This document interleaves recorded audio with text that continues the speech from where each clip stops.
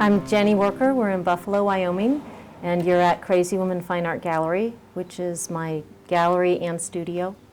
And we're sitting in front of a painting I just finished. I paint outside. I paint from direct observation.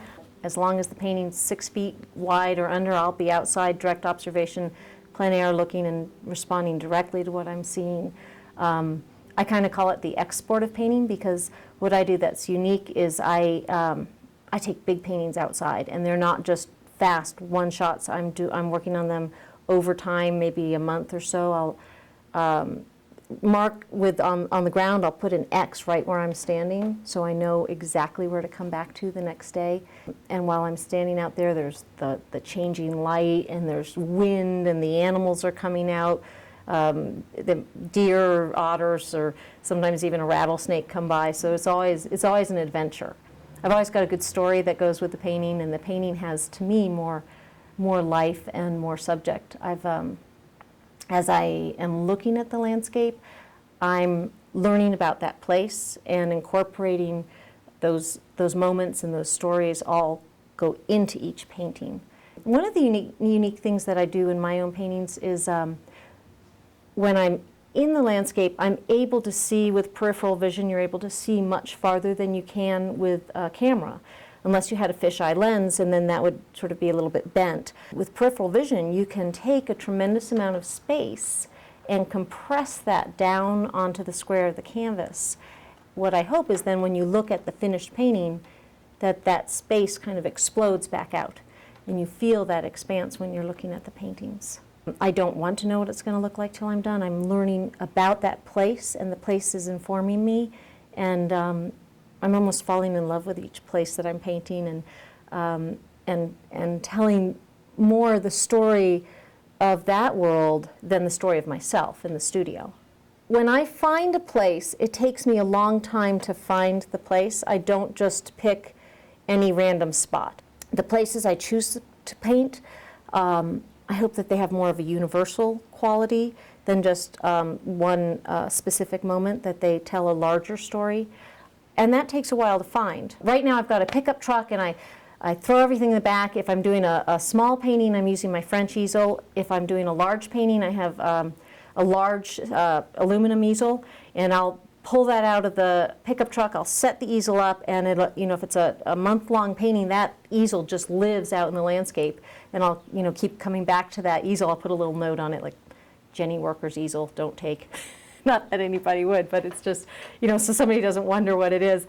And I'm lucky enough, we live out in by Crazy Woman Canyon, down in the ranch land, and I'm blessed to have wonderful neighbors. We know all the ranchers, and they're used to seeing me. I have access to just most of the ranches down there, and they're used to seeing the easel or my truck parked out there, and just kind of have at it, go paint wherever you want. Well, I was trained classically from a modernist viewpoint, so I consider myself a colorist. But what I do is then I keep breaking it down, and then the color comes in laid into that structure. And instead of stopping at a point where these paintings would look very, very modernist, very direct, very large areas of color and shape, I keep going, and I keep breaking those areas down smaller and smaller and smaller, and through that process comes the realism. What's more important to me is the color, is the composition. That's more important than denoting which kind of grass it is, or having animals, or having a storyline. It's the purity of these places.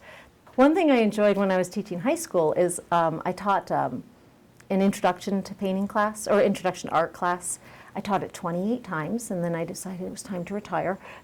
And one of the things I really enjoyed about that was that I was teaching students who I knew would probably never be painters, and that the class I was teaching might be their only exposure to an art class. Even though they might go off and they might be head of a company, or involved in some other way, that I would help them be able to make decisions in their future jobs. If somebody's head of a company, they're going to be making decisions all the time about advertising or layout, or we're building a new building, what should it look like? And I really would encourage people, Use your heart. Don't listen to what an expert has told you. You know in your heart, if you're looking hard and you're understanding and you're educated and aware, you know what is right, what looks good, what feels aesthetically the right direction to go. I can't tell you how many times people come into a gallery situation or an exhibit and they say, I don't know anything about art, but that's my favorite painting. And inevitably they've chosen what I would consider my favorite painting too. So I think that when people say, I don't know anything about art, but they're still looking, they do know a lot about art, and that they need to feel confident in just following those visions.